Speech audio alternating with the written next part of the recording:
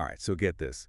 Our listeners have sent in a story, and let me tell you, it's got more twists and turns than, well, a blockchain transaction. Yeah, we're going deep into crypto trading today. Where fortunes vanish overnight and reappear just as fast. And online personas, forget Wall Street.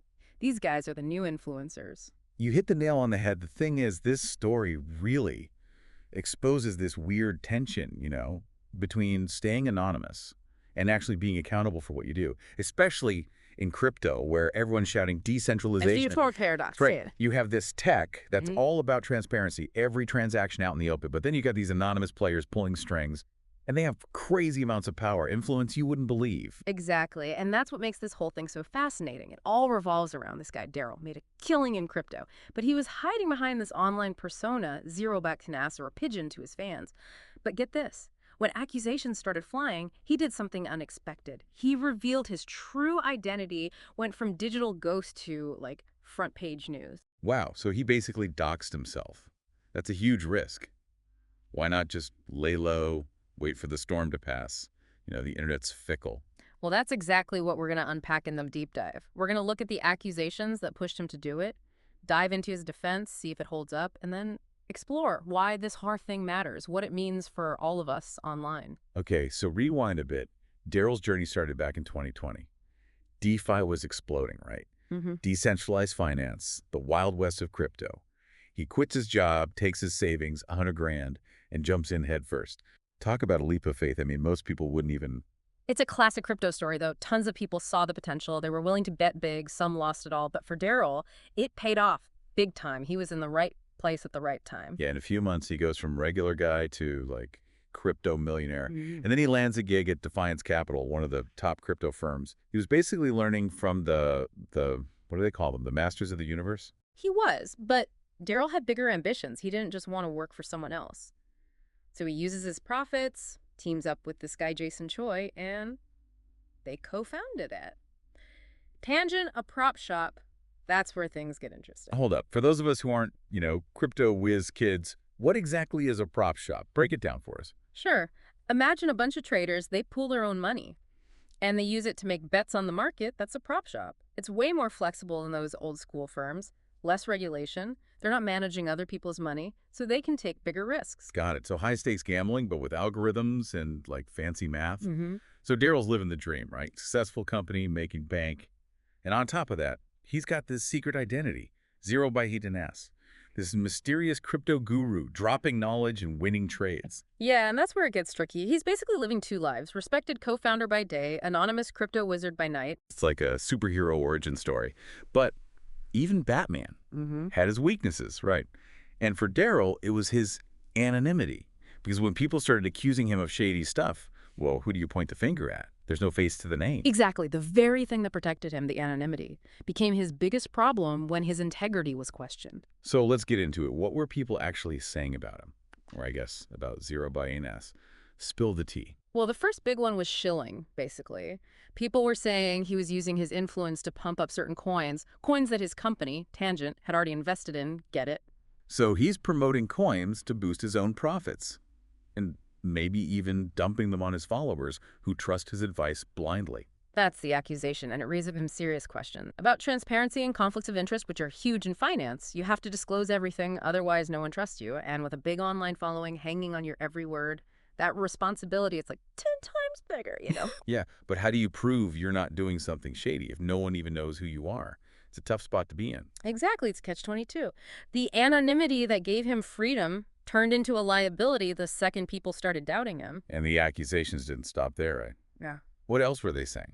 Well, there was another serious one. People claimed he was running pump and dump schemes. You know how those work? I'm familiar with the concept. Hype up a coin, get the price up, Hmm. then sell all your holdings, make a quick buck, leave everyone else holding the bag. Exactly. So basically they were saying he was exploiting his followers. Pretty ruthless, if true, taking advantage of people who trust you. It gets to the core of ethical influencer marketing, right?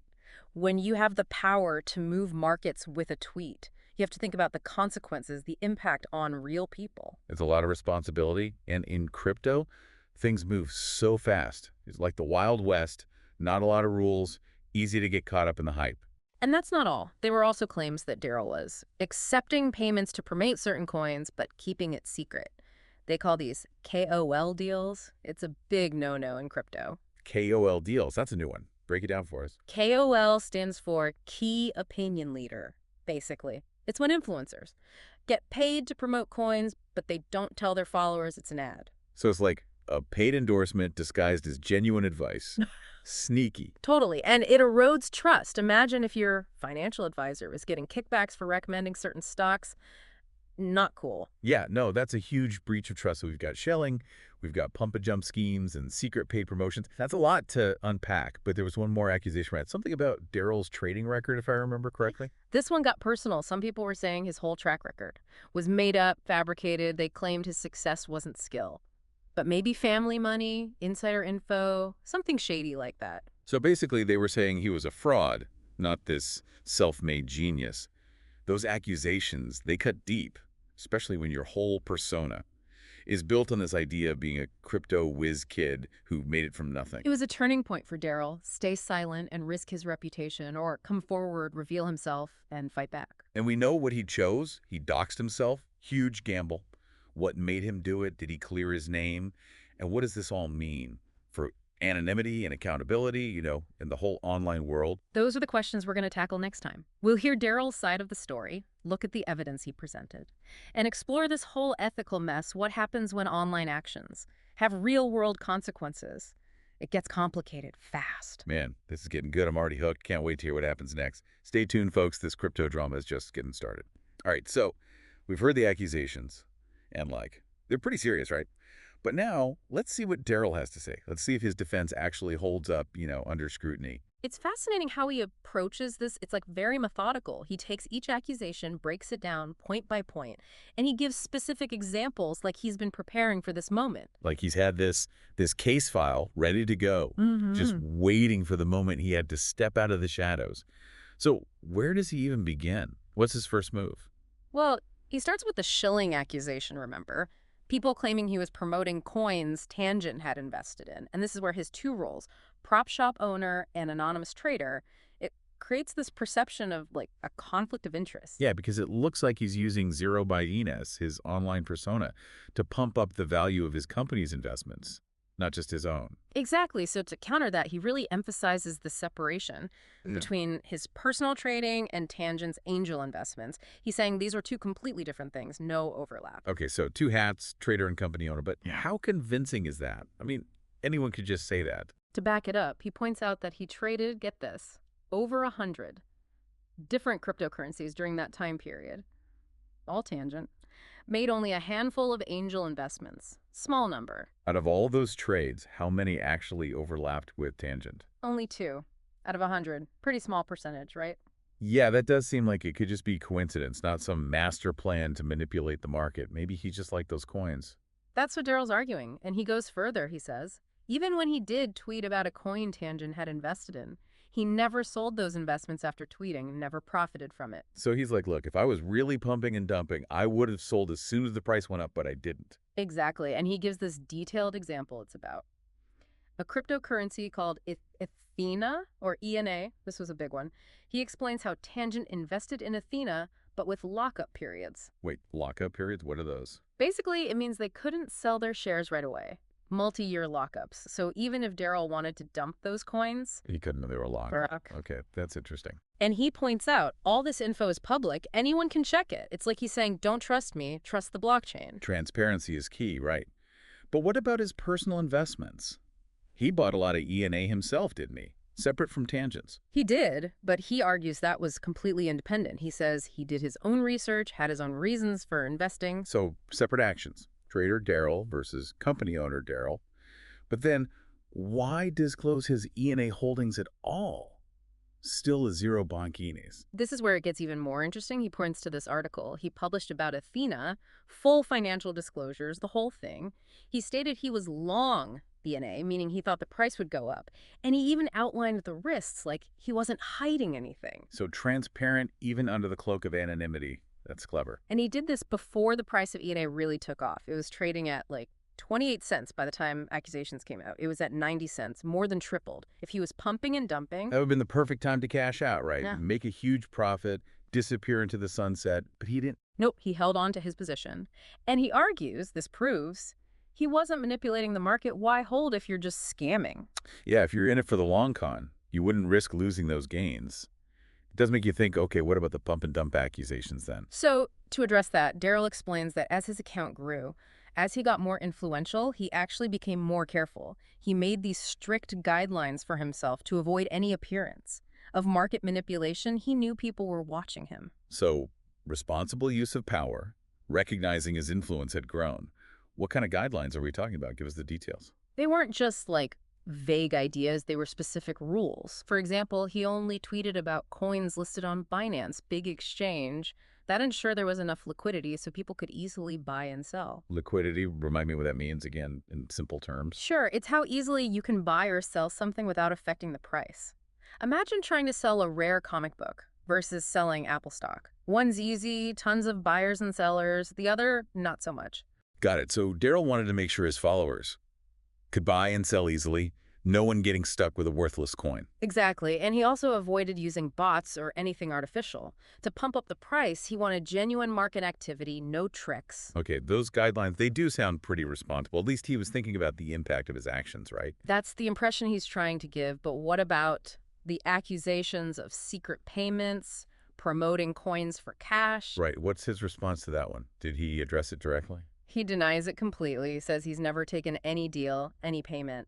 To shill cryptocurrencies, he specifically calls out those KOL deals, the ones we talked about, short-term, shady, undisclosed promotions. So he's making a distinction between legitimate investments, like what Tangent does, versus these quick cash grabs exploiting followers. Exactly. He's saying when he tweets about a coin, it's genuine, he believes in it, or he sees a trading opportunity, not because he's paid. Okay, so that's 3 down. But what about the most personal attack? The one claiming his whole track record was fake, success not from skill. How does he respond to that? That must have stung a bit. This is where things get emotional. He describes how the accusations and the attempts to dox him, they crossed a line, affected his family. He felt he had to protect them. It wasn't just about his reputation anymore. So it went beyond online drama. It was real-world safety now. Exactly. And that's when he decided to share his origin story. He talks about starting in crypto back in 2020, DeFi summer. Remember, he quit his job, put his entire savings, 100 grand, into it. That's a huge risk. Not many people would have the guts to do that. It shows he truly believed in crypto, then he joined Defiance Capital, not to get rich quick, but to learn from the best, hone his skills. So he's painting this picture of himself as a self-made trader, someone who earned his success not through privilege or shady deals. And to further prove he wasn't using family money or inside info, he points out that by the time the FTX crash happened, he had enough money to co-found Tangents without outside investors. That's a strong point. He built his wealth himself through trading. But what about those specific claims, dumping angel allocations for profit? He repeats those allocations were locked. He couldn't have sold them. Plus, his trading profits were public on Binance, no suspicious activity. He even shares his data from CoinMarketMan. It tracks top traders. Wow, putting it all out there. He's really going for full transparency. It's a bold move, and it brings us to a turning point in this whole saga. We've gone from accusations to a deep dive into Daryl's journey. But there's more to unpack. Why dox himself? What are the implications? For anonymity, ethics, the future of crypto, it's a big conversation. Man, I'm hooked. We've covered so much, but it feels like just the beginning. What happens next? Does Daryl's gamble pay off? Does he win back trust? So Daryl's really gone all out defending himself. But The big question is, why would someone who's built their whole brand around being anonymous suddenly decide to reveal themselves? It's risky. yeah, it's the elephant in the room, right? But in his statement, Daryl's pretty clear that this wasn't a choice he made lightly. It was about protecting his family. Things had gone too far. What do you mean too far? Like beyond the accusations? Yeah, he describes how this anonymous account, they didn't just accuse him of shady trading. They tried to dox him and his family, posting photos, making stuff up, allegations that could really hurt them. Wow, that's scary. It goes from online drama to real-life threats. I can understand why he felt he had to act. It shows the dark side of anonymity, right? It can be a shield, but it can also be a weapon. And in crypto especially, things can get pretty heated, people get obsessed. It's a lot of money. Makes you think about the whole idea of anonymity online, doesn't it? On one hand, it protects people, free speech, no censorship. Right, you can speak your mind without fear of repercussions. And in crypto, where everyone's all about decentralization, individual freedom, anonymity is seen as a core value, almost sacred. But then you have cases like Daryl's, where anonymity, it Hmm. protects bad actors too, makes it hard to hold them accountable. It's a tough balance, How do you protect free speech, but also prevent harm? Crypto's still figuring that out. It's evolving. Daryl's story really brings that dilemma to life. He had the freedom, but then had to give it up to protect himself, his family. Can anonymity and accountability even coexist? I don't know. It's a big question, and the whole crypto community is wrestling with it. As it grows, as more people get involved, the stakes get higher.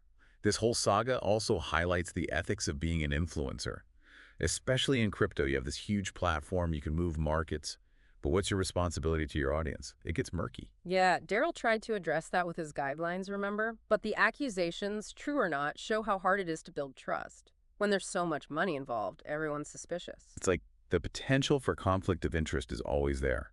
And when you add anonymity, it's even harder to know who to trust.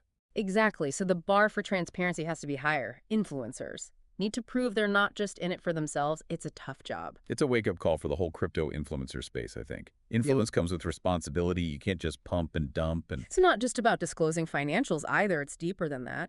It's about building genuine trust, being mindful of your impact, Mhm. because your words, they have consequences, especially in crypto. Daryl's decision to dox himself, it was a gamble, for sure. He's hoping transparency will win back trust, but will it work? Tough to say. Some people might respect his honesty, others might see it as a desperate move. Only time will tell how it plays out. It's a story we'll definitely keep following. So many questions about the future of crypto, influencers, how we balance our online and offline selves. It's all connected now. You can't separate them. It's a reminder that online actions have real-world consequences, and finding that balance, transparency versus freedom, it's a challenge. We're all facing it in different ways, and it's not going away. Well, on that note, we've reached the end of our deep dive. Big thanks to our listeners for sending in this story. It's been a wild ride. We hope you found it as fascinating as we did, and maybe it's left you with some questions of your own about crypto, anonymity, influence. The digital world's changing fast, and we're all figuring it out as we go.